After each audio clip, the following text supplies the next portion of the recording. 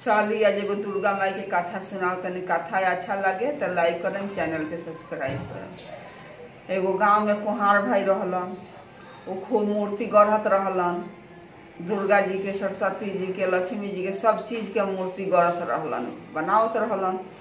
अपना मूर्ति गढ़त रहलन। दुर्गा माई के माने भजन गावत रहलन, भजन गावत रहलन।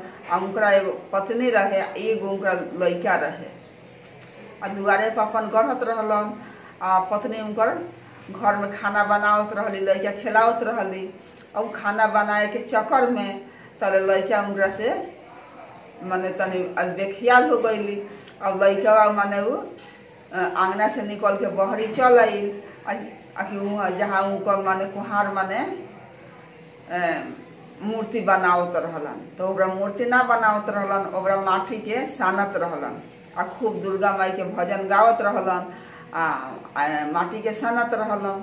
अतना वो भजन में लीन रहलन, मगन रहलन एकदम कि उनका ना बुझा कि हमरा उनका लगे उनका लड़का चल गल, गोड़ के नीचे पड़ गल। लड़का के माने वही में कचार दहलन, एकदम लड़का वही में बुकी बुकी हो गए। एकदम दुर्गा माई के भजन में मगन रहलन। गोड़ से आटा सानत रहलन, गोड़ से माने माटी सानत रहलन। दुर्गा माई के भजन गावत रहलन।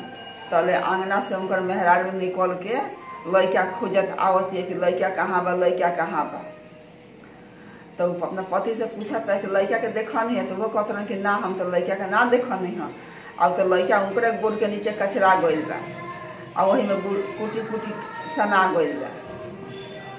तले ओमे गो हाथ के एथी पड़ल, हाथ पर नजर पड़ल। तो उहे जब लगलक लो माटी खौर खौर देखे, तो ओमे हाथ मिलता, गोड़ मिलता, मूड़ी मिलता, सब अंग अंग मिलता।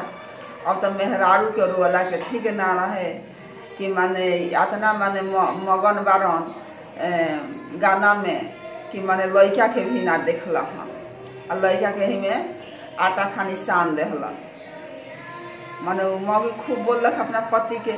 और वो पति माने का कैलन, सब अंग अंग उठौलन आ दुर्गा माई के शरण में गइलन।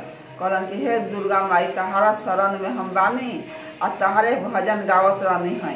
आ तोहरे भजन गावला के सुर में मगन में अपन लड़का हम कचरा गइल बा हमरा। अब तुम्हें एकरा के जिंदा कर। वही अंगे अंगे माने सटा के धो दहलन। आ दुर्गा माई के चरण में गिर गइलन। तो दुर्गा माई के महिमा कि उनकर लड़का माने जिएंगे रहलन, तेंगे फेन दुर्गा माई बना दहली। और मेहरारू तो माने बेहोश हो गए रहली साफा, माने दोनों जना के माने कोनो शुद्ध ना रहे, दोनों बेकत के। तो दुर्गा माई फेन माने जेंग लड़का रहे जेंग बना दहली। फेन लड़का उठ के फेन अपने माई के लगे गए।